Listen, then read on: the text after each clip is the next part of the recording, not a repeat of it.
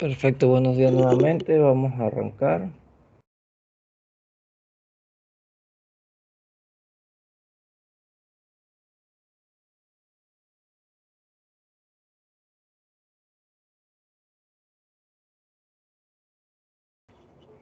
¿Me escuchan bien? Bien, el martes de la semana pasada estábamos hablando de replicación y llegamos a terminar lo que son los conceptos de replicación. Entonces, rápidamente para repasar, había en ese momento tres modelos posibles para determinar la replicación de el ADN. Se decía que puede ser conservativo, quiere decir que tiene dos hebras madre y va a tener dos hebras hijas. Puede ser semiconservativo, una hebra madre con una hebra hija, o dispersivo, pedacitos de cada una de las anteriores. Entonces, tal como les dije, hicieron un experimento y por diferencia de peso vieron que la replicación del ADN realmente era semiconservativo. Entonces, eso indica que cuando la hebra tiene que abrirse y cuando la hebra se abre, tú vas a utilizar entonces la cadena madre como molde y tú vas a entonces colocar dos hebras de la cadena hija. La replicación, como les dije el martes, no es un proceso de nuevo, quiere decir que no ocurre de la nada nuevamente, necesita una cadena preexistente. Si es un proceso exergónico, quiere decir que es espontáneo, y el proceso es semiconservativo. El iniciador observador, que también se conoce en inglés como el primer, usualmente en biología molecular, los biólogos moleculares lo llaman primer, ellos no hablan de iniciador observador, siempre se habla del primer. Es un pequeño fragmento de ARN. Entonces tú necesitas los nucleótidos, fosfatados, la cadena moldeoplantilla, necesitas magnesio para estabilizar las cargas negativas y necesitas el complejo enzimático que se conoce como la ADN polimerasa. Además de esto requiere pirofosfato y pirofosfato. ¿Por qué? Porque con la hidrólisis de él se empuja la reacción en la dirección que tú necesitas.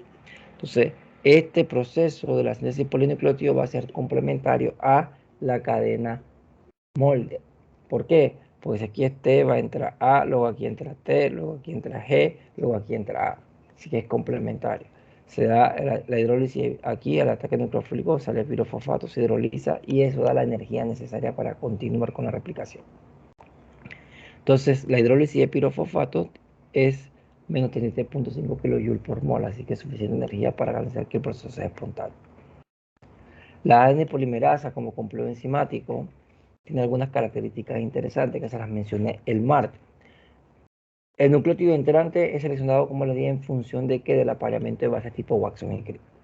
El crecimiento de la cadena siempre es en la dirección 5'3' y la ADN polimerasa no puede iniciar la síntesis de ADN de nuevo. Entonces requiere pequeño fragmento de primer, que eso es catalizado por las primasas. Entonces, además de las polimerasas, yo le mencioné el martes, hay otras proteínas que se requieren para que el ADN pueda replicarse.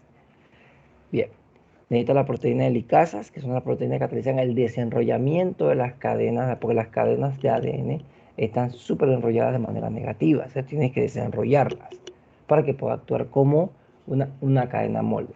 Necesitas proteínas de unión a la cadena única, que en inglés les dije el martes se llaman SSB.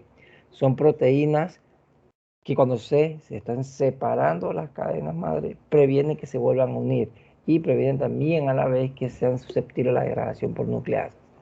Las topoisomerasas, hay dos tipos de topoisomerasas, la 1 y la 2, y ellas catalizan la relajación de las cadenas de ADN. Está la ADN ligasa, que como la síntesis en una cadena es continua y en la otra es discontinua, entonces la ADN ligasa se encarga de unir los pequeños fragmentos esos. La primasa son las que catalizan los fragmentos de ARN que sirven como primer o iniciadores. O sea, las polimerasas, además de tener actividad polimerasa, ¿están viendo mi pantalla? Sí, sí, Ah, profesor. perfecto. A veces no se coloca el marco rojo. Entonces, bien, las polimerasas, además de tener actividad polimerasa como tal, también tienen actividad de exonucleasa. Exo porque cortan en los extremos y endo cuando cortan en la parte interna. Y nucleasa porque fragmentan. Entonces son las que rompen los extremos. Entonces la exonucleasa 5'3' degradan los extremos 5'3' y la exonucleasa 3'5' degradan el extremo 3'5'. Ellas son importantes en el proceso de reparación y de iniciación en el proceso de replicación del ADN. Según le explicaba, la replicación tú tienes esta que es continua y esta que es discontinua. Mire que va en la dirección 5', 3'. Entonces esto se conoce como la horquilla de replicación. Entonces tú sintetizas en la dirección 5', 3' en ambas cadenas. Independientemente de que esta sea rezagada o discontinua, también va en dirección 5', 3'. O sea, la cadena que se sintetiza de manera discontinua se llama rezagada o retrasada. Entonces, la cadena rezagada es en forma de fragmento y como les dije en la semana pasada, esos fragmentos se conocen como los fragmentos de Okazaki porque Okazaki fue el que los describió. Son relativamente cortos y ellos tienen que unirse con la participación de otras enzimas que son de las que yo les hablé hace un par de minutos atrás. Entonces, ahora el dogma central de la vida propuesto por Francis Crick en 1957 te dice que el ADN pasa al ARN. Este proceso se conoce como transcripción, porque yo estoy transcribiendo el lenguaje de ácido nucleico. Paso de tener ADN a ARN. Y de aquí pasamos al lenguaje de la proteína. Esto se conoce como traducción, porque cambiamos el lenguaje. Ya no es ácido nucleico, ahora es proteína.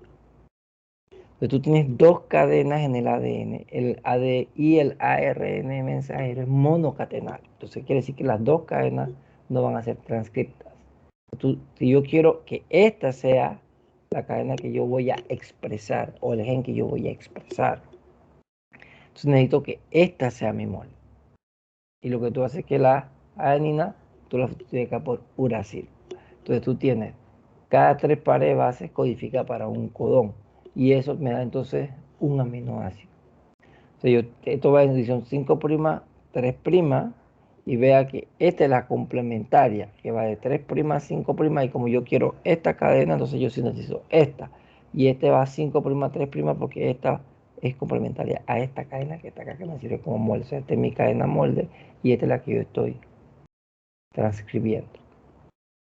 O sea, el proceso de expresión genética quiere decir que la transcripción, hay un proceso que se conoce como corte y empalme. Cuando tú tienes el gen, el ADN, tú tienes aquí, no, tú tienes en el ADN no todas las secciones codifican. Entonces tú tienes secciones que se conocen como intrones tienes intrones y exones. Entonces, lo que tú ves aquí es que son los intrones no se codifican, lo que se codifica o lo que se expresa es el exón. Entonces, tienes una región que codifica y una región que no codifica. Cuando tú haces la transcripción desde el ADN, aquí hay promoters que promueven y enhancer que amplifican.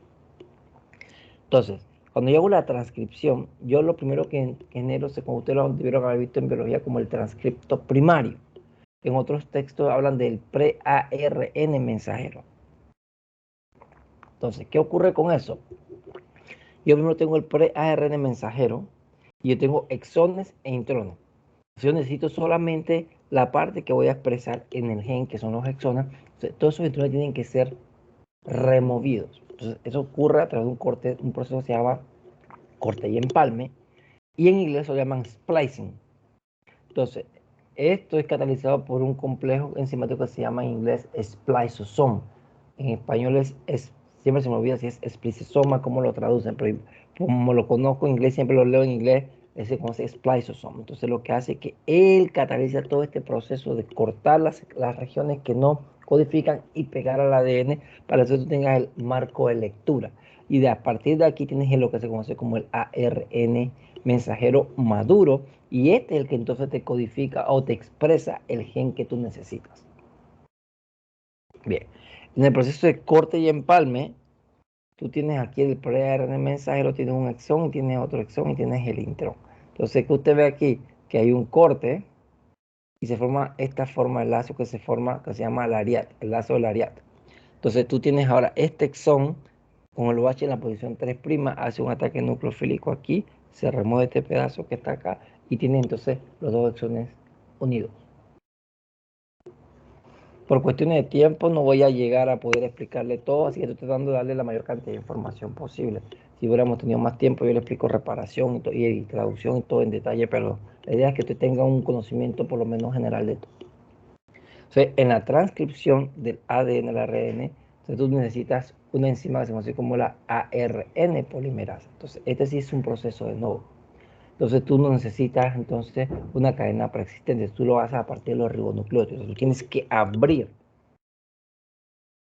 la doble hélice y tú aquí a partir de eso, a partir del ribonucleótido tú vas entonces generando la cadena de ARN mensajero y tú siempre vas a son 5', 3'. Entonces, a Roger Cornburn le dieron el premio Nobel de Química en el 2006 porque él descubrió las bases moleculares para la transcripción eucariótica. Porque siempre se hablaba de la transcripción, usaban modelos más pequeños. Entonces, él, que es de la Universidad de Stanford, de la Escuela de Medicina, eso fue publicado en el artículo PNAS, que es Proceedings of the National Academy of Science de los Estados Unidos, el 7 de agosto del 2007, en el volumen 104, número 32, y aquí están las páginas. Es súper interesante todo el detalle, cómo hicieron eso. Yo tengo el artículo por si alguna vez alguien lo quiere leer, te lo puedo mandar. Bien. Entonces, ¿qué es lo importante? La transcripción es altamente selectiva. La región que codifica se llama genes en el ADN y como le dije, no son transcriptas las dos cadenas de ADN porque el ARN es monocatenario. Y después que se da la transcripción, lo que resulta lo que se conoce como el transcripto primario, que posteriormente sufre modificaciones, que es el proceso de corte y empalme para generar entonces el ARN mensajero maduro. Entonces la cadena crece en dirección 5', 3', como lo hemos estado conversando. Tanto las proteínas como el ARN de transferencia y el ARN ribosomal son productos del proceso de transcripción. El ARN mensajero es el que sintetiza las proteínas y el proceso de polimerización es catalizado por la enzima ARN polimerasa desde el extremo 5' a 3'. Y la AR polimerasa, a diferencia de la ADN polimerasa, no requiere una cadena cebadora. O sea, ella lleva la síntesis a partir de los ribonucleótidos. Yo he tratado de en todos colocarle todo el texto y sintetizado todo para que tengan todos, vean que de todas las diapositivas que le he dado a lo largo de todo el semestre, ninguna ha tenido texto. Esto lo hago para que ustedes tengan ya y estudien de las diapositivas. La transcripción, las dos cadenas del ADN se tienen que separar. Y una sirve de molde para la ARN y la otra tiene que ser antiparalela. Entonces, donde se inicia la síntesis se dice que es el sitio +1. Usualmente usted ve que lo colocan así en algunos lugares.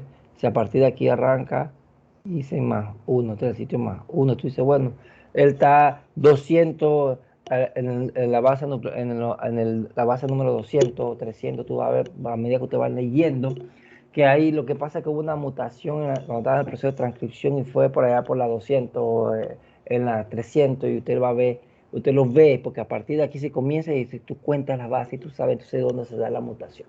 Y hay distintos tipos de mutación. O sea, la hebra que sirve de molde se llama cadena no codificadora, la cadena antisentido o la cadena negativa. Y la cadena que no sirve de molde, tú le llamas codificante o codificadora porque esa es la que estamos transcribiendo para generar el ARN mensajero. O sea, esa es la cadena sentido o cadena positiva. Entonces, el proceso de replicación como tal es un proceso complejo. No es algo sencillo. Entonces aquí esta diapositiva que es de Lodish. El Lodish es un libro de biología molecular. Entonces, le resume todo. O sea, el proceso de transcripción tiene un proceso de iniciación, elongación y terminación. Entonces, la iniciación, la polimerasa se une a la secuencia del promotor en el dúplex de ADN y lo que se conoce como el complejo cerrado. Entonces, el segundo paso, la polimerasa, cuando se melts, tiene que separarse. Tú tienes que separar el dúplex de ADN cercano el sitio donde va a iniciar la transcripción. Y forma entonces lo que se conoce como la burbuja de transcripción o el complejo abierto, que es lo que estamos viendo en esta imagen. Bien, entonces La polimerasa cataliza la formación de los enlaces fosfodiéster a partir de los dos ribonucleótidos iniciales. Y aquí comenzamos. Luego la elongación se hace con la polimerasa que avanza en la dirección 3', 5' a lo largo de la cadena molde. Entonces, y ella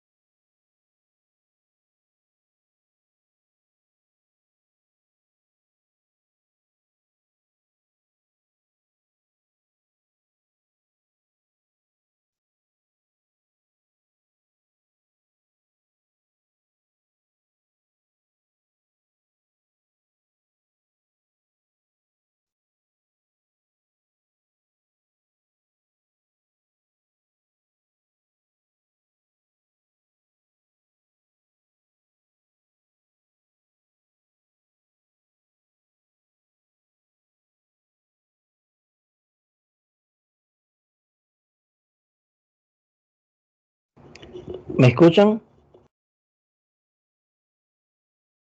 Sí, profesor. Pasa que se acaba ahí el internet. Ya la compañía ya está. Así que estoy pegado a mi data para darle la clase. Está horrible el internet. Bien. Ahora vamos aquí donde tengo. Estamos aquí. ¿Ven la pantalla? Sí. Listo.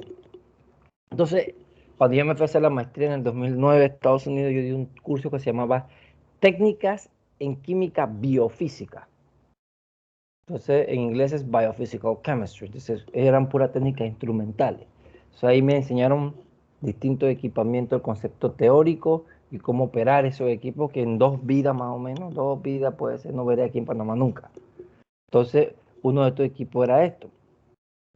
Y era interesante porque el profesor que daba el curso, él dirigió por muchos años la sección de la Merck, que se encargaba del descubrimiento de fármacos antivirales, o normalmente antirretrovirales, porque él investigaba el HIV, y se cansó y se fue a estudiar, a trabajar en la academia. Entonces, el profesor muy, muy inteligente, brillante. Entonces, él era el responsable o era como se dice, el gurú de una técnica que se llama técnica ultracentrifugación analítica, que es lo que estudia interacciones de proteína, interacciones de ácido nucleico, proteína, ácido nucleico, ácido nucleico. Y con esa técnica, la Universidad de Connecticut, cuando hice la maestría, era una de las 3 instalaciones de todos los Estados Unidos que el gobierno había invertido plata para que tuvieran esa técnica. Y parece una lavadora de esas viejas, así, Whirlpool cuadrada blanca. Cada una de esas costaba $250,000. Y la universidad tenía cuatro o cinco. Entonces, con distintos tipos de detectores, y él podía estudiar la interacción. Entonces, Él usaba estas técnicas de manera rutinaria, así que cuando él te explicaba todas estas técnicas, él lo hacía ver fácil, pero no son fáciles nada. Entonces, de manera generalizada, colocaron aquí en cada cuenta el ADN y ellos vieron la tensión. Es como si tú agarras una liga y tú la estiras. O sea, a la medida que tú vas midiendo la liga y tú vas tensionando la liga, entonces ellos pudieron entonces identificar y estudiar 3 factores de determinación diferentes y ver cuál era más probable. Y vieron por qué ruta iba. O sea, como este no es un curso de biología molecular ni de técnica biofísica, no voy a entrar en detalle. Pero es súper interesante porque ellos hicieron distintos factores de determinación y se dieron cuenta por qué ruta era más probable uno que otro y qué factores afectaban o no uno y el otro. Y este es un paper, un artículo insignia. Cada vez que tú estudias ahora transcripción, te dan para que tú leas este artículo. Si tú buscas cualquier otra cosa, ya aparecen algunos textos, algunas citaciones de esto que está aquí. Así que esto fue en el 2000, este fue publicado en el 2008. Yo lo vi en el 2009, en agosto, por ahí agosto, septiembre del 2009, cuando comencé la materia, vi esto. Y estamos hablando de que ahora están comenzando a incorporarse en los textos este tipo de información. Cuando yo vi lo de o algunos de los poros en el 2009, no aparecía en ningún libro. Ahora está en el Boet y Boet. Muchas cosas que yo vi en el del 2009 al 2011, ahora están comenzando a aparecer en los libros de texto de bioquímica generalizado. Porque en posgrado tú te dan clases con las publicaciones científicas, no con libros. Entonces, para que tú veas lo que está ocurriendo. Entonces, eso es súper interesante.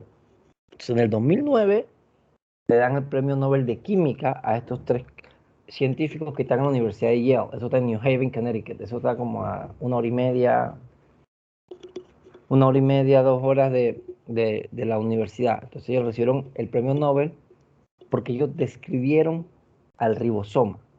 Entonces ya estamos hablando cuando te voy a la parte de la traducción. Entonces eso es ya todo el proceso de síntesis de proteínas. Entonces se llama traducción porque hay un cambio de lenguaje.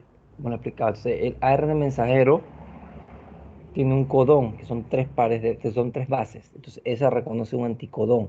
Y entonces eso permite que se sintetice entonces un aminoácido. Si algunos aminoácidos deben tener 2 o más codones, tú siempre tienes un codón de inicio y es el primer aminoácido que sale siempre, usualmente. Y ese puede sufrir modificación post-traducción, que eso es lo que se llama modificación post-traducción. Y lo otro que tú tienes también es que hay un solo factor, hay un codón que demanda la señal para que se detenga. Entonces, existen distintos tipos de mutaciones. Puede haber mutaciones sin sentido, de sentido equivocado, y mutaciones por borrar una base y se cambia el marco de la lectura. Y ese tipo de mutaciones así son las que dan pie a, por lo menos lo que estábamos hablando la vez pasada de la hemoglobina, psicosalanimia, de la hemoglobina falciforme. Entonces, son cosas que uno va viendo. Entonces, esta es la primera posición, la posición entonces tú tienes las bases y tú vas viendo cómo van cambiando y te da, entonces tú puedes entonces ver a partir del codón qué aminoácido va a ser el que se va a sintetizar. Entonces, el proceso de traducción, tú requieres los aminoácidos y tú el ARN T, que es el ARN de transferencia, porque el que transporta los aminoácidos a los ribosomas se le llama moléculas adaptadoras. El ARN mensajero es el que sirve de molde o plantilla y es el que lleva el código genético y requiere la aminoácido ARNT sintetasas, que son las enzimas que a partir de los aminoácidos libres y el ARNT de transferencia sintetizan el ARNT, todo lo que lleva el mensaje. Son enzimas altamente específicas. Entonces, tú tienes el ejemplo clásico, está cargado, ve aquí está la RNT de transferencia, tiene el OH, tiene el aminoácido, se carga y tú vas entonces y vas pegando y vas creciendo la cadena de un aminoácido a la vez. Y entonces el ARNT de transferencia, vea que es una sola cadena, pero él es autocomplementario y él se estabiliza por pares de base intracatenarios y tiene esta forma que usted ve aquí. Entonces, hay factores proteicos también, que quiere decir que hay una gran cantidad de proteínas que participan en el proceso. Tú requieres ATP y GTP como fuente de energía y en procariotas requiere la transformilasa. Entonces, este proceso, aquí este es el ribosoma en la E. coli, es altamente costoso. ¿Y por qué? Nosotros vimos al inicio del semestre que, que todo tiene un desorden. Entonces, bioquímica, para que un proceso se dé, tiene que ser espontáneo. Entonces, si el proceso es un proceso de ordenamiento, él consume energía. Entonces, para que sea espontáneo, alguien tiene que darle la energía o proporcionar la energía necesaria para que el proceso vaya en la dirección que tú quieras. Entonces, en el caso particular de la síntesis de proteínas, es un proceso de ordenamiento. Entonces, tú requieres 4 enlaces fosfatados, ricos en energía para formar un solo enlace peptídico. Y la energía proviene de la hidrólisis del ATP y GTP. Al igual que la transcripción tiene 3 pasos: iniciación, elongación y terminación. Y el ejemplo más sencillo que tú ves es el ribosoma. Entonces, cuando tú ves esto, te va a hablar aquí de la unidad 50S y el 30S. ¿Saben qué significa esa S que está ahí? Creo que alta densidad y baja densidad. Esa S viene de lo que se conoce como el coeficiente de sedimentación. Y saben unidades de Svedberg. Svedberg fue el que hizo la técnica o desarrolló la técnica de ultracentrifugación analítica. Y era para poder, y era una máquina grande. Le digo que este profesor que me dio la clase, él desarrolló esa técnica. Entonces, con el coeficiente, tú tienes el coeficiente de sedimentación y la velocidad de sedimentación. Entonces, son parámetros hidrodinámicos. Por eso que el curso se llama Técnicas en Química Biofísica. Son hidrodinámicos y tú puedes con eso, con la velocidad con la que sedimenta, tú calculas esto que está aquí. Y tú sabes que este es 50S y 30S, porque es la velocidad de sedimentación, ese es su coeficiente de sedimentación. Y tú puedes distinguir una cosa de otra y tú puedes sacar interacciones. Bien, entonces, aquí tú tienes entonces, en la posición tienes aquí el A, P y E. Entonces, aquí tienes que es la posición del aminoácido ARNT de transferencia. Aquí tienes el lugar, el sitio peptídico, que es donde va creciendo la cadena. Y aquí tienes el sitio de salida. Entonces, tienes varios sitios para poder sintetizarlo o hacer que crezca la cadena. Entonces, así es como se ve. Este es de Leninger. Estás viendo el ribosoma, esta es la unidad 50S, esta es la unidad 30S, y aquí tienes el sitio E, el sitio P y el sitio A. Y este es la traducción en las bacterias. Vean que es mucho más complicado de lo que le estoy hablando. Aquí está la iniciación, esta es la elongación, la liberación, y este es lo que conocen como el recycling o el reciclaje. Entonces, la iniciación, este en el Leninger, es mucho más largo y mucho más complejo de lo que estamos viendo en la transcripción. Entonces, tú tienes el codón que marca el inicio AUG del mensaje. Entonces, tú tienes distintos factores. O sea, no tienen que saberse nada de esto, porque no hay tiempo para que se aprendan todo eso. Porque el parcial es la otra semana, el lunes. O sea, no tienen que saberse toda esta teoría, pero lo importante es que sepan que al igual que la transcripción, la traducción tiene 3 etapas. Entonces tienes la iniciación, la elongación. Miren todos los factores proteicos que toman lugar aquí. Se une el segundo aminoácido RNT y tú sigues y va creciendo la cadena. La segunda parte de la elongación. Seguimos con la elongación. Tenemos la terminación al reciclaje y con eso termino. No voy a poner a que se aprendan todo esto, pero tienen que saber que no es sencillo, es complicado, lleva muchos procesos y lleva mucha regulación. Entonces, cuando tú regulas el proceso, tú puedes regular la transcripción como tú puedes regular el proceso en la traducción. La mayoría de las regulaciones se llevan a cabo en el proceso de transcripción. Si yo di un curso que se llamaba Biosíntesis de ácido nucleico y proteína, casi toda la mayoría de los procesos que regulan la expresión genética de una enzima, una proteína o tu expresión un gen, la mayoría de las regulaciones se llevan a cabo en la transcripción. Pero también hay modificaciones que se pueden llevar a cabo en la traducción. Entonces tú llamas eso, se llama modificación post-traducción. Por ejemplo, cuando tú adicionas un azúcar a una proteína, eso tú lo haces después de la traducción. Entonces, con esto terminamos todo lo que es la parte teórica de nuestro curso. Ahora ya estas diapositivas resumen todo. Aquí colocado hay más o menos 3 capítulos. Pues aquí tiene replicación, transcripción, traducción y tiene entonces también algunos conceptos de ácido nucleico para que puedan estudiar. Entonces ustedes son responsables de lo que está en esta diapositiva. No le di metabolismo de nucleótidos porque no alcanzó el tiempo, pero le dejé la diapositiva para que la puedan usar para cuando van a hacer su trabajo.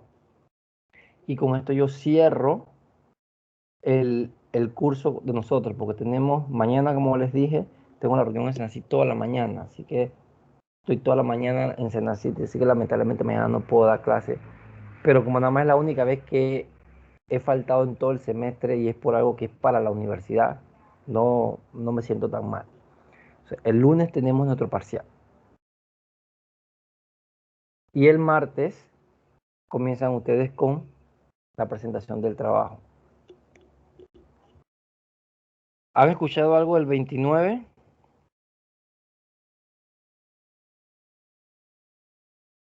No, todavía, por Ah, yo sí quiero hacer puente, pero no sé si en la universidad también.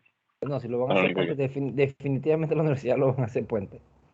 Porque ya yo lo escuché de hace semanas cuando conversamos inicialmente, pero todavía no he visto ni una documentación en la universidad. Yo voy para la universidad ahorita, apenas termino la clase con ustedes, voy para la universidad. Como les indiqué, ahora yo soy el director del departamento, así que voy para la universidad apenas termino y voy a verificar eso, pero ya, porque no he visto ni una documentación formal, pero ya, si Mitradel dijo que le iba a dar puente, Mitradel es el Ministerio de Trabajo, se rige todo lo que tiene que ver con el trabajo. Así que eso va a ser puente. Me verifica para ver si vino el internet ya. Me deja de compartir para poder garantizar que no se corte cuando estamos, cuando estamos a punto de dar el parcial y así podemos discutirlo sin problema. profe, yo tengo una pregunta de la beta-oxidación, no sé si la hago ahora o después del parcial. ¿Me escuchan? Sí, profesor. Así que, que la data fluctúa mucho cuando estás conectado. Bien, voy a liberar el examen. Aquí hay ahorita mismo 12 de ustedes, son 14 y 13 presentaron el examen. Entonces, al que me deba algún parcial, los parciales los vamos a coordinar para que sean finalizado el semestre. Quiere decir que la otra, después que terminan, se hagan su tercer parcial, me presenten el trabajo, todo lo demás, entonces coordinamos el trabajo que van a hacer. Entonces, el lunes ustedes presentan, ustedes me hacen el parcial y ahí les hablo de cómo después que terminamos el parcial, yo les voy a decir cómo los voy a evaluar en la parte oral de la presentación. Se lo digo el mismo martes, porque el martes comienza. Les digo rápidamente cómo voy a evaluar para que tengan cuenta. Y podamos entonces terminar sin problema alguno. Entonces voy a liberar para que les llegue. Me avisa si les llega.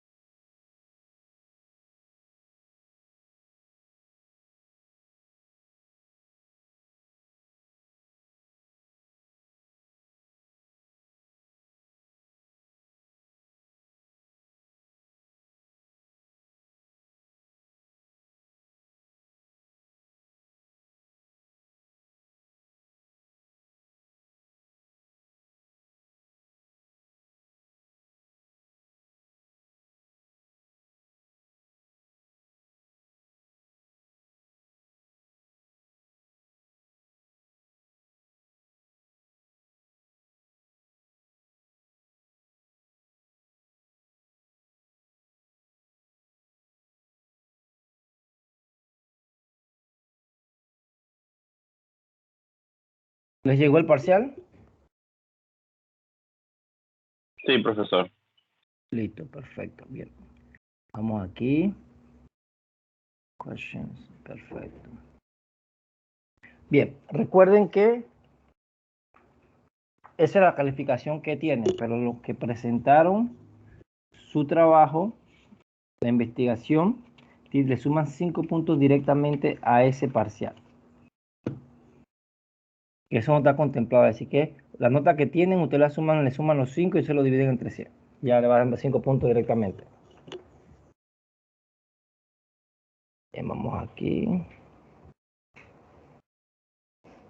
Bien, vamos a discutir el parcial. Bien, el parcial valía 100 puntos. Primera pregunta era su apellido como nombre, luego la cédula, el correo institucional. Bien.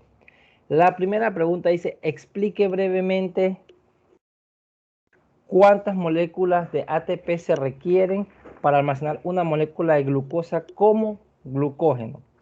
La mayoría de ustedes puso una sola. El que puso una, pero explicó y habló del UTP y demás, le di 2 puntos. Pero realmente se requieren 2 moléculas de ATP para la adición de una molécula de glucosa para que ésta sea almacenada como glucógeno. Tú requieres el ATP que transforma UDP a UTP y requieren el ATP que te forma la glucosa 6-fosfato.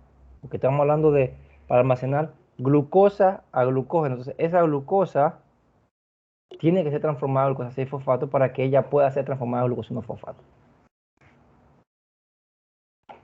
Bien, aquí esta valía 8 puntos, porque era un punto por cada enzima que usted mencionaba, pero en la D habían 2 enzimas. Entonces quiere decir que aquí eran 4, aquí eran 2, aquí era 1 y aquí habían 2. Entonces era 8 puntos. Pero aquí había 9 enzimas. Si usted colocaba aquí 3 y aquí colocaba las 2, yo le sumaba todo para que llegara a 8 puntos. Bien. Las primeras. Dice, ¿cuántos pasos en el ciclo de Krebs involucran A, oxidación, reducción, B, hidratación, deshidratación, C, fosforilación a nivel de sustrato y D, descarboxilación? Enlistar las enzimas responsables para cada una de estas reacciones. Quiere decir que tiene que decir el nombre de la enzima. Son 4 reacciones que involucran oxidorreducción. Las enzimas son isocitrato de deshidrogenasa. Ustedes saben que el complejo enzimático alfa cetoglutarato de deshidrogenasa, succinato de deshidrogenasa y malato de deshidrogenasa. Todo lo que es deshidrogenasa es redox. Cada vez que usted dice deshidrogenasa es redox. Vean que todas son deshidrogenasa. 2 pasos están involucrados en el proceso de deshidratación. Tú tienes la reacción de la aconitasa y de la fumarasa. Ustedes tienen todos colocaron la fumarasa porque ustedes saben que es una hidratación heteroselectiva. El tercer paso dice, ¿cuál paso involucra la fosforilación a nivel de sustrato? Todos la sacaron buena, exceptuando aquellos que no pusieron nombre de enzima, nada más dieron 1. Succinil coenzima sintetasa. Y las 2 reacciones que hablan de descarboxilación son la isocitrato de deshidrogenasa y la del complejo enzimático alfa-cetoglutarato de deshidrogenasa, porque es donde ocurre la descarboxilación oxidativa. Entonces, explique brevemente el mecanismo catalítico de la catalasa. Todo el que me puso una respuesta y tenía un mecanismo y explicó algo, les di los 4 puntos porque fue una investigación que les di a priori. Yo sé que no era sencillo, es un mecanismo que hay distintas teorías, cada quien tiene su verdad, pero todo el que me puso una imagen, me explicó, me puso la imagen, me hizo el mecanismo, trató de hacer el mecanismo catalítico, me dio una explicación viable, todo, le di los 4 puntos. Y si no me pusiste el mecanismo, pero me lo explicaste en palabras, también te di los 4 puntos. Entonces, esta que está aquí, dice, una suspensión de partículas submitocondriales al revés.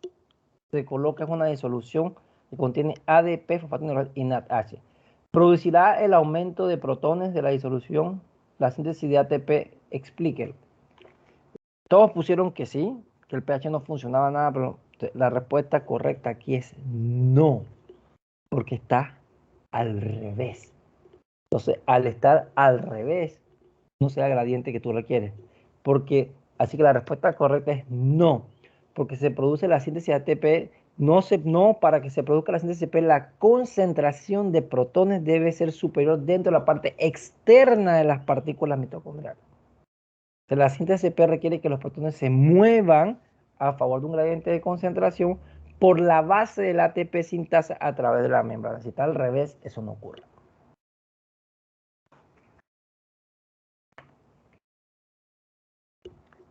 Aquí todos me pusieron la respuesta, todos me escribieron su esquema, y el editor que me puso 32, se lo puse bueno.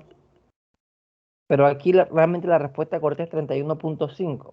Pero como no entramos en detalle de los sistemas de transporte, porque ahí hay un protón menos, todo lo demás, no entramos en detalle, así que la respuesta que estaba aceptando aquí era 32. Todo el que me explicó, algunos me hicieron muy detallado, los felicito. Otros me hicieron un bosquejo, pero el bosquejo ya me daba a mí, me daba a entender que usted sabía de qué estaba hablando y le puse los 10 puntos. Si me puso menos de los 32, le bajé puntos, le pude haber dado aquí 8, 7, dependiendo de qué colocó. Esta no hay ni que discutirla porque esa está en el texto. Esta eran 7 puntos por colocar todas las reacciones y 3 puntos por hablar de los procesos de regulación. Entonces, si usted puso todo, eso está en el libro de texto, está en la diapositiva, está todo ahí. Nada más era dibujar la estructura y hablar de eso. Eran 10 puntos directos. Esta, casi todos, por no decir todas, la sacaron correcta. Esta es, había que decir, dice, ¿cuál es el efecto que tiene la antimicina A, amital y rotenona sobre el transporte de electrones y producción de ATP? Sea específico acerca de cuál reacción se ve afectada. Los felicito, todo el mundo decía, antimicina A, complejo 3, inhibe la transferencia de electrones, bloquea el transporte de electrones total del citocromo B al citocromo C1. Perfecto. Y la amital y rotenona, ambas inhiben el complejo 1. ¿Qué hacen? Ellos inhiben la transferencia de electrones, previenen la transferencia de los electrones de los centros hierro-azufre a la ubiquinona. Entonces, muy bien para todos. Será 2, 2, 2 y 2. 2 puntos, un punto por decir que es complejo y un punto por decir dónde, cómo lo hacía. Dónde y cómo lo hacía. Esta que está aquí, hubo varios que sacaron bien esto, sacaron los 10 puntos, los 6 puntos, disculpe. Aquí le fue bastante bien. Entonces, ¿qué ocurre aquí? Aquí había que ver la tabla. Cuando usted veía la tabla, tenía que identificar que la reacción del FAT al FATH2 tiene un potencial estándar de reducción de menos 0.219 y la semi-reacción del oxígeno a agua es 0.815. Cuando usted acomoda la reacción para que dé un medio oxígeno más FATH2, da agua y FAT, pues aquí dice, calcule el delta, aquí me transformó el delta D para la oxidación de FATH2 por el oxígeno. Entonces te dice el orden, ¿cuál es el número máximo de ATP que se puede sintetizar asumiendo condiciones estándar y 100% de conversión de la energía? Es lo mismo que hicimos en la práctica. Lo mismo por el máximo, así que muchos lo hicieron tal cual igualito y nada más pusieron esta reacción, por eso sacaron los puntos. Cuando usted hace la reacción, la respuesta de la diferencia de los potenciales alrededor es 1.034 volts. Algunos hicieron algo, no sé qué pasó, invirtieron, le dio 0.5. Si no se lo puse del todo malo, le di 2 puntos dependiendo de qué habían hecho. Luego ahí, usted utilizaba, ¿qué ecuación? La de delta G, N, Exactamente. FG. ¿Cuántos electrones están ahí? 2 electrones participaban. Parece que tiene que ser 2 que se cancela. Son 2 electrones de un lado y 2 electrones del otro lado para que se cancele. Entonces, eso eran 2 electrones. Alguien puso 4. Alguien ha hecho todo el cálculo bien, pero puso 4, le di puntos parciales ahí. Entonces, son 2 electrones. Y tú multiplicas el 2 por la constante de Faraday, luego lo multiplicas por el 1.04 y te da menos 200 kilojoules por mol. Muchos de ustedes le dio 199 punto algo. Está perfecto. Eso lo divide entre cuánto, y la vimos igualito que el ejemplo, entre 30.5 y te daba que era aproximadamente 6.5 ATP. 6.6, Así que da lo mismo. Muchos de ustedes pusieron 6.5, 6.6. Así que daba facilito ahí. Era igualito a lo que hicimos en el salón de clase. Lo único que yo cambié fue la reacción. Esta que está Profesor, aquí, una pregunta. dígame. ¿Por qué ahí el potencial tenía que dar 1 punto algo y no 0.514? Porque vas de un medio oxígeno más FAT-H2 a agua y FAT. Se tiene que invertir y el FAT-H2 va del otro lado. Pues aquí dice para la oxidación de FAT-H2. Y esta es la forma reducida. Ujú, ¿Lo vio? creo. Tengo que escribirlo en la hoja. Es que no me Sí. puso punto en esa parte y yo lo envié. Ah, aquí te debo punto entonces, porque tú cometiste un error y tú pusiste 0.5. Sí, Ajá, así que tú pusiste 0.5. Fuiste tú y otra persona más que puso 0.5. Sí, y a la otra persona le puse 2 puntos. Así que mándame un correíto, mándame un chat por aquí para ajustarte, porque tienes derecho a 2 puntos en esta. Porque ok, el primer problema que vi fue el tuyo. vale, Entonces, pues. el error suyo y de la otra persona fue esto. Pues aquí dice para la oxidación del FAT-H2. Esta es la especie reducida.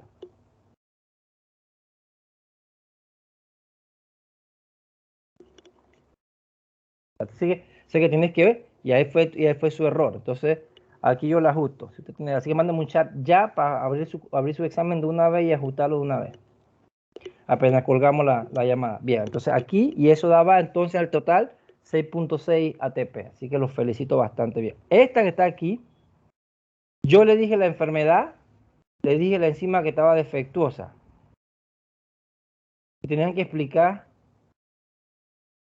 qué iba a ocurrir con la cantidad de glucógeno hepático y qué iba a ocurrir con la fracción de glucosa en la sangre. Y los felicito porque la vasta mayoría logró identificar sin problema alguno que si aquí la enzima defectuosa es la glucosa 6-fosfatasa, entonces si es 6-fosfatasa, qué va a haber en mayor concentración?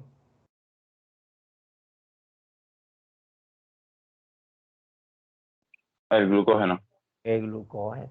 ¿Y qué va a haber en menor concentración? La la glucosa, glucosa.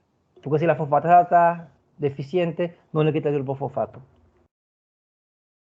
Y en la siguiente, si la enzima defectuosa es la amilo 1,6 glucosidasa, que es la enzima desramificadora, va a acumular glucógeno también y va a tener menor concentración de glucosa.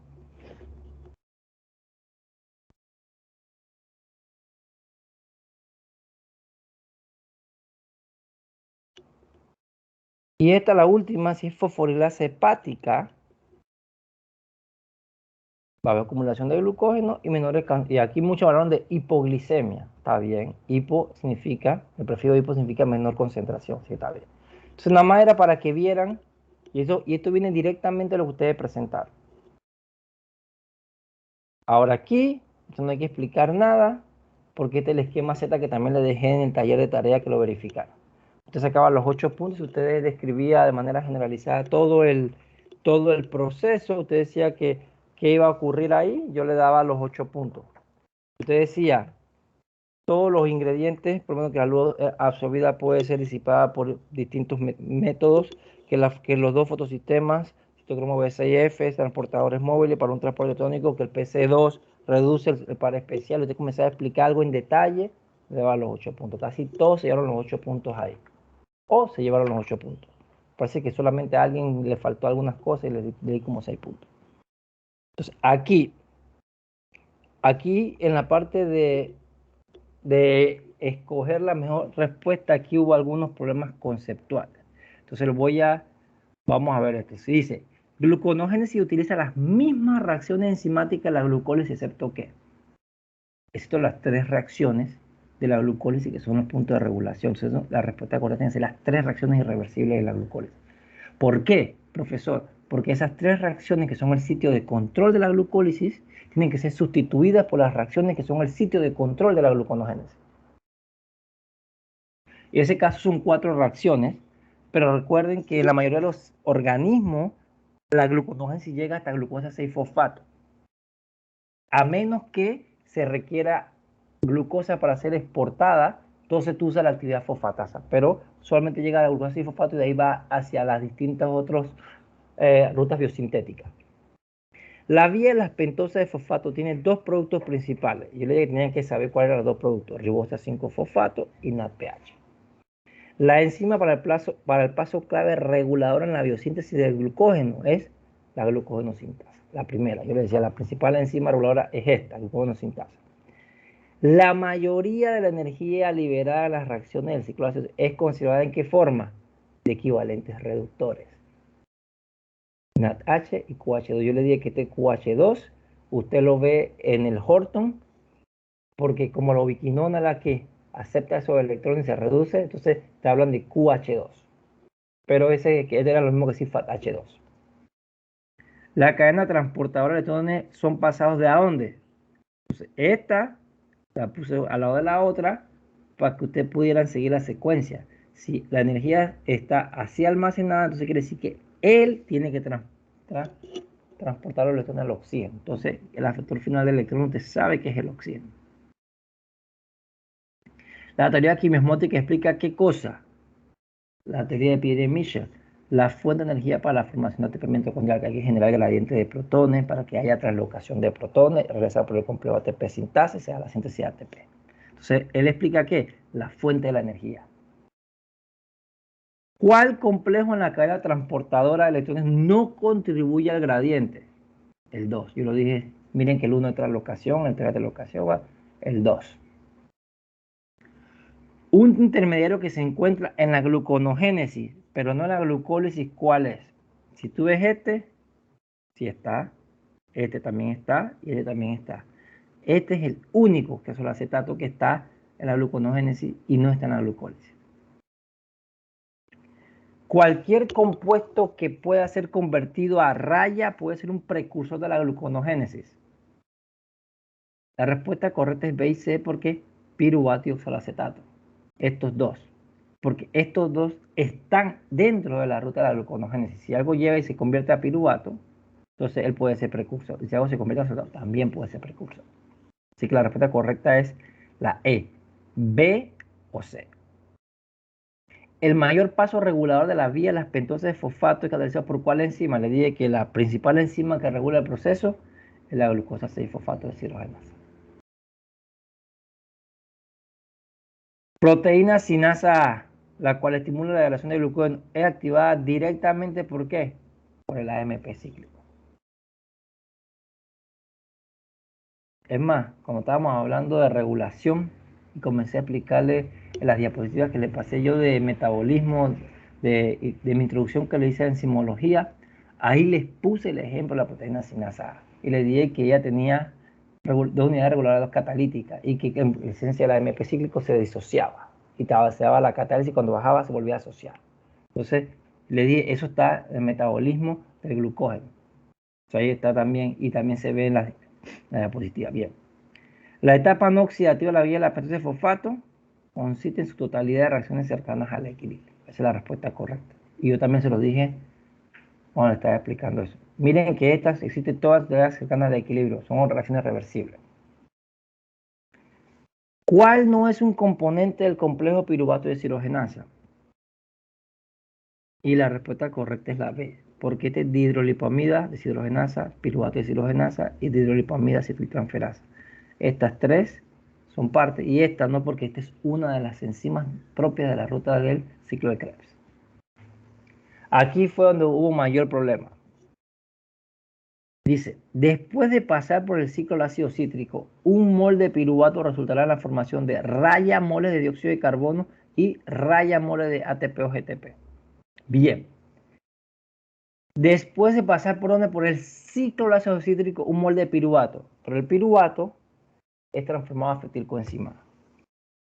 Ahí se va, hay una descarboxilación, ahí hay un CO2. ¿Se acuerdan? Generan H y CO2. Después de ahí, el acetilcoenzima entra al ciclo de Krebs, se generan dos CO2 y un GTP o ATP. Y esto, usted también lo tiene acá arriba. Cuando vieron el ejemplo, donde estamos aquí, descarboxilación. Ustedes mismos me dijeron el nombre de las dos enzimas. Entonces, ahí hay dos en el ciclo de Krebs y la descarboxilación que se da por el complejo piruvato de deshidrogenasa. Los carbonos acetilcoenzimadas son transferidos al ciclo de ácido cítrico. ¿En cuál vuelta del ciclo son liberados los átomos de carbono presentes en la acetilcoenzima? En la segunda vuelta. El arreglo de las subunidades del complejo piruvato de deshidrogenasa garantiza qué cosa? Que el producto de la enzima sea enviado al siguiente paso. Y eso lo expliqué cuando estamos hablando de complejo. Y eso garantiza que el producto sea enviado al siguiente paso y se va sucesivamente. Esa es la ventaja de un complejo enzimático. Y ese era el examen. Profe, Dígame. es que hay varias preguntas en mi examen que no tienen puntos. ¿Cuáles son? A ver, lo que pasa es que a veces yo las califico y el sistema no las guarda. Ok, entonces le mando un correo para que... Mándenme un chat por el Teams ya, lo mismo que a Guevara, mándenme un chat. Porque Vale. yo les califico las preguntas y tú haces save y esto es lo que pasa con la parte tecnológica. Tú haces save y a veces no te guarda el cambio. Pasa mucho en los formularios tanto de Forms como de Google. Entonces uno tiene que...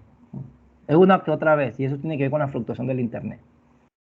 Profe, una pregunta. En mi caso, yo en el mecanismo de catalasa había dibujado y explicado con palabras y me sale 0 puntos. Quiere decir entonces que no se guardó. Todo el que tenga una pregunta que sale 0 punto o algo así, mándeme un chat y me dice específicamente la pregunta y yo lo reviso ahora. Ok, chat por Teams. Chat por Teams, exactamente, para revisarlo de una vez que estoy sentado en la computadora. Pues aquí voy para la universidad a firmar papeles. Profe, tengo una pregunta. Diga. El problema 8, usted dijo que tenía que dar 31.5, Sí, pero le que debe eso dar, va a ser... le debe dar 31.5, pero como yo no le entré en detalle a explicarle todo el sistema del malato aspartato y todo lo demás, 32 estaba bien, la respuesta la está haciendo como 32. Lo que pasa es que cuando se da la reducción de oxalacetato en el citosol, eso consume un protón que es liberado entonces en la matriz, en la oxidación del malato. Y nosotros no entramos en detalle en eso. Entonces hay un protón menos. Entonces ese protón menos hace entonces que sea 9, que sea 4.5 en vez de 5 lo de NADH. Pero eso no entramos en detalle en esa parte. Por eso yo estaba faltando para aquí 32. Yo la puse aquí inicialmente para que usted hiciera el cálculo de los 32. Pero nada más, si tenía que tener 32, dígame. Pero si ponías 32 sacabas los 10 puntos, ¿verdad? Sí, sacaba los 10 puntos, sí, sacaba, si tenía 32. Es que yo puse 32. Usted O puso sea, yo 32. puse... ¿Quién me está hablando? Ajá, Guevara. Guevara, verifique, mándemelo para ver. Usted me mandó por Ok, correo electrónico el los archivo. problemas. Sí, el archivo. Usted fue el único que me mandó por correo electrónico el archivo del problema. Así que déjeme verificar. Carlos Guevara, aquí está. Pues yo de esta manera reviso todos. Aquí está. Déjame verificar.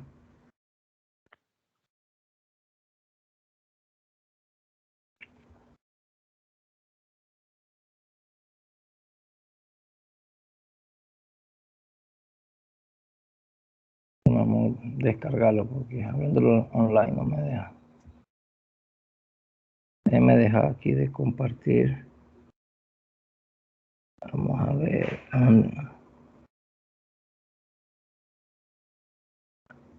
Bien, listo. Sí, aquí está, ya lo vi. 28%, pero ya vi, sí. Ya vi 32 abajo, ya vi lo que la explicación que está ahí. Listo. Póngame en el chat esa y la otra. Ok, en este mismo chat del... El mismo chat de La Teams. llamada. Me lo escribe Ok, por Teams. Y yo ok, perfecto. lo voy a ajustar de una vez las tres personas que me están haciendo las consultas, de una vez lo voy a colocar y lo voy a mandar y lo voy a actualizar. Bien, con eso terminamos la clase. Ahora la pregunta es, ¿cómo van con el trabajo? Yo tenía una pregunta del trabajo. Dígame. Ajá. Cuando hacemos esto de los inhibidores o sea, cuando la enzima reacciona con el sustrato, usted siempre nos ha presentado como un mecanismo en cómo la enzima lo hace, ¿verdad? Y la enzima vuelve a su estado inicial. Pero cuando tenemos un inhibidor, que lo que decimos es que inactiva la enzima porque hay mayor afinidad del sustrato hacia el inhibidor que por la enzima, tenemos también que demostrar un mecanismo per se. No, no, para este trabajo no. Usted lo que puede decir que la inhibición es competitiva, entonces está asumiendo que tiene una similitud a la estructura del sustrato y que por eso le gana. No tiene que darme ningún tipo de mecanismo para hacer. Por eso tiene que ser capaz de poder decirme que los parámetros cinéticos cambian. Por si yo le pregunto, entonces, ¿cómo usted sabe que es competitiva? Tiene que saber qué pasa con la KM y la velocidad máxima. Eso sí tiene que saber, pero no tiene que poner un mecanismo como tal. Una pregunta, Ok, profe. profe. Dígame. Y si la inhibición es por modificación covalente, ¿sí puedo explicar con un esquema de... Sí puede explicarlo con un esquema. Ahí sí amerita porque ya no es algo de interacción, ya es una modificación covalente. Entonces tiene que explicarme dónde se modifica y cómo se modifica. Ok. Así como tenemos, por ejemplo, la de la pirautodescarboxilasa que usted nos mostraba. Exactamente.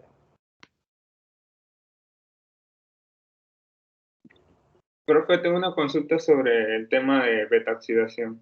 Dígame. Un momento. Para preguntar aquí. Ajá.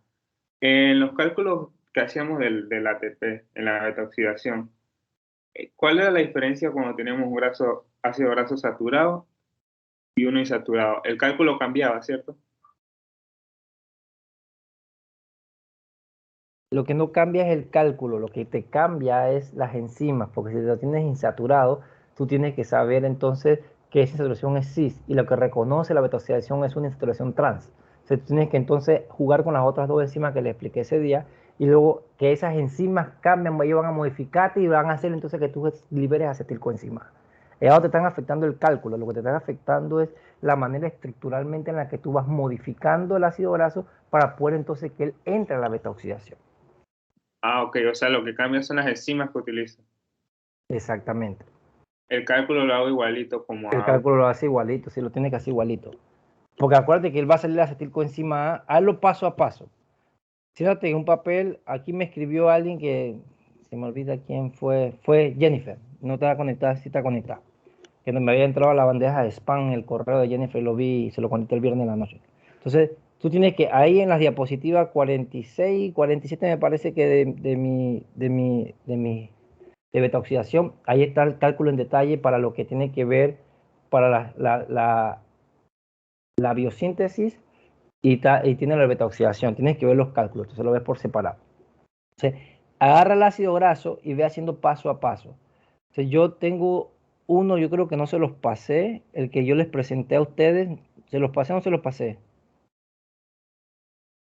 El de los problemas de beta-oxidación, yo hice un PowerPoint y les presenté y me parece que se los pasé o no se los pasé. Que lo hice en Una clase con usted. clase del cálculo. Sí, yo les enseñé una aparte, después cuando era insaturado, les expliqué cómo era que ocurría. Me acuerdo que vinimos un martes y yo se lo expliqué. Déjame para ver si lo tengo por aquí. Pues me parece que se lo expliqué en clase, pero a lo mejor no le di la problema de práctica de metabolismo de lípidos. Yo le expliqué cómo iba ocurriendo y le dije que eso igual estaba en el Horton. Si yo les pasé un problema de cómo se iba abriendo la betoxidación. No se los pasé, pero sí se lo expliqué en clase, que eran 3 diapositivas. Esta fue la clase hace un par de semanas. Este ejemplo como tal está en el Horton también.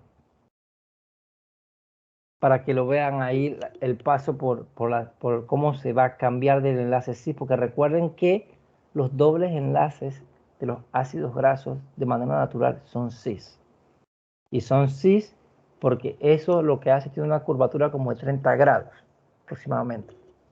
Y eso lo que hace es que de manera natural ayuda a regular la fluidez de la membrana biológica conjuntamente con el colesterol. ¿Por qué lo hace? Porque evita el empaquetamiento compacto. Pero si tu función de ese ácido graso no es Eso, si no tú quieres que vaya a la beta oxidación, ese doble enlace cis tiene que ser transformado a trans, porque ese es el sustrato en la beta oxidación. Tiene que ser trans. Así que eso te requiere 2 enzimas más ahí, cuando hay insaturación. Entonces, el parcial del lunes viene hasta lo que vimos hoy. Entonces, ¿qué es lo que nos queda para el parcial? Vamos a verificarlo para que quede aquí en la grabación. Bien, vamos aquí.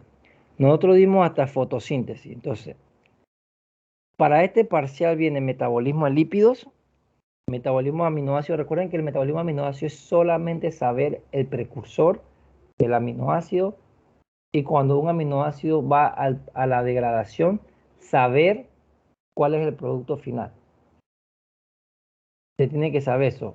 ¿Cuál es el precursor de qué? Y si este se va a un catabolismo, ¿en qué llega? Y la diapositiva que es 10, porque no me deja poner más de 10 canales aquí, dice MET de nucleótidos, 11 biosíntesis, solamente la de biosíntesis. Entonces, son el metabolismo de lípidos, metabolismo de aminoácidos y la de biosíntesis de ácidos nucleicos y proteínas que les acabo de terminar de presentar. Eso es lo que viene en el parcial. Entonces, en el parcial va a haber un problema de lípidos. Obviamente, aminoácidos va a haber más problemas conceptuales, ¿no? Así que el cálculo que tengan que hacer es en el metabolismo de lípidos. Es lo más probable que sea un cálculo de beta-oxidación. Puede haber también un cálculo que usted haga la beta-oxidación y la síntesis y usted me diga cuánta energía recuperada y se hace como, tal cual está en mi diapositiva. Otero, ¿le quedó claro la explicación que le mandé por correo? Sí, profesor, gracias. Ok, listo. Entonces, porque ahí en la diapositiva, esa diapositiva le explica claramente. Entonces, en el ciclo de Calvin, ahí yo le explicaba a Otero que tienen en la página, déjame verificar, porque voy a buscar el correo que le mandé. Pues busqué la página para poder ilustrarla. Aquí, en el ciclo de Calvin, en la página 470-471 del Horton, lo que yo le expliqué de la diapositiva, eso está ahí. Cuando usted va a hacer la biosíntesis, para cuando tú vas a transformar CO2 en CO3-fosfato y después de ahí tienes que llevarlo a acetilcoenzima A, ahí es donde salen los números para que tengan una idea. Yo lo puse en mi diapositiva y se lo expliqué, pero ahí salen los números. Entonces, esto que está aquí, lo voy a copiar. Eso está en la diapositiva, mi diapositiva, pero de todas maneras se lo voy a poner aquí en el chat para que lo revisen.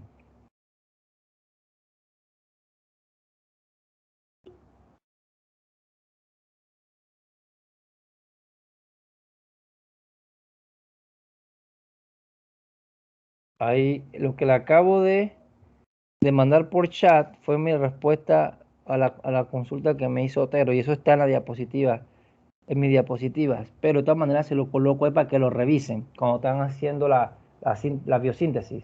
Nada más tienen que usar mi diapositiva de cómo se hace la beta-oxidación, cuánto tiene que dar, y la de la biosíntesis para poder calcular el costo energético.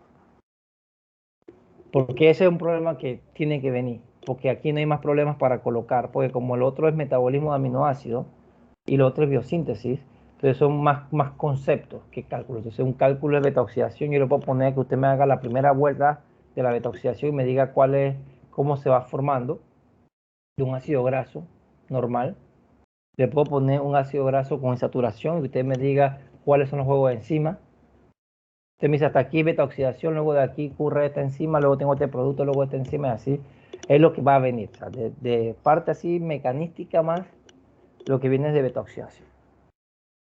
Eso y el cálculo de cuánto ATP se genera, y lo otro es el cálculo de la recuperación de la energía. Más allá de eso no puede haber otro cálculo, lo demás es conceptual. ¿Cuánto es esto? ¿Cuánto es lo otro? Así que eso ahí ya. Entonces, lo de biosíntesis y todo lo demás es puros conceptos, están en las diapositivas. En la diapositiva está. Y lo otro que tienen que saber son los 3 ejemplos, los 3 experimentos que determinaron que el ADN era el material genético, y el de Milson-Stahl que determinó que la replicación era semiconservativa. Son 4 experimentos, de esos 4 uno viene. Y el cálculo de esto de la beta-oxidación y la biosíntesis. De allí en adelante todo lo demás es preguntas teóricas y aplicación de conceptos. De los 3 exámenes que vamos a hacer, este es el examen que tiene menor material y es un poco más simple o sencillo que los demás. Ustedes sí tienen que saber dibujar la estructura de los nucleótidos, saber cuál es la base nitrogenada, cómo es un enlace de fosfodíado. Eso es algo que ustedes tuvieron que haber visto el semestre pasado. Ustedes vieron que lo habían visto, ustedes tienen que saber cómo se dibuja un nucleótido. Esa parte sí tienen que saber cómo es el apareamiento de base tipo Watson y Crick, porque es algo que vieron. Ahora acá lo que estoy colocando acá ya es más la parte ya conceptual, más con la aplicación, pero la parte estructural se lo vieron el semestre pasado. Y lo otro que tienen que saber es cuáles aminoácidos son esenciales, cuáles son no esenciales. Asimismo, qué significa que algo sea esencial, qué significa que es un ácido graso, cosas como esa. ¿Alguna duda, algo que no esté claro?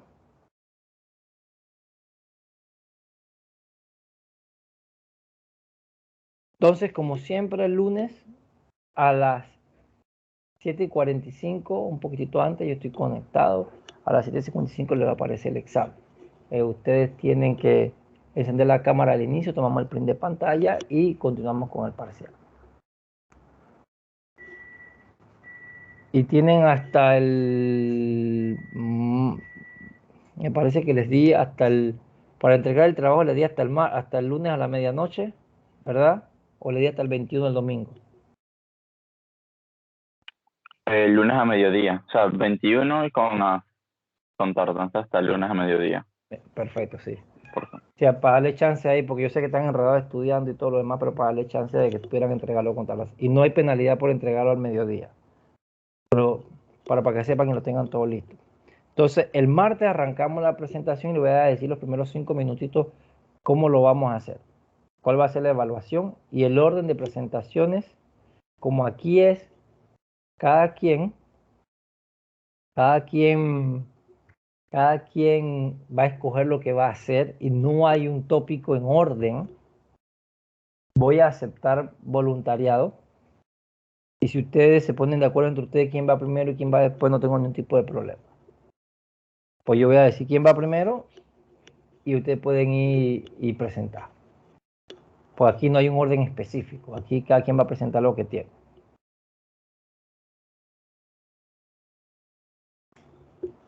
Bien, entonces que tengan excelente inicio de semana y con el favor de Dios, nos vemos el próximo lunes. Cualquier duda que tengan me pueden ir escribiendo y yo con mucho gusto le voy a contestar. Voy a atender de una vez estas 3 cuestioncitas del parcial que me escribieron aquí para que tengan su calificación ya lista. Con el profesor Alexander ustedes ya terminaron, están haciendo el último taller, me dijo él. El de la orina. Sí, él me dijo que estaban en el último. Perfecto, ya. Entonces ya quiere decir que la otra semana, que es el parcial, además arriba, que es la última semana, ya ustedes deben tener su calificación de laboratorio y saber todo. Entonces nos vemos el lunes, Dios primero, y que tengan excelente inicio de semana. Igualmente, profesor. Pero, profe.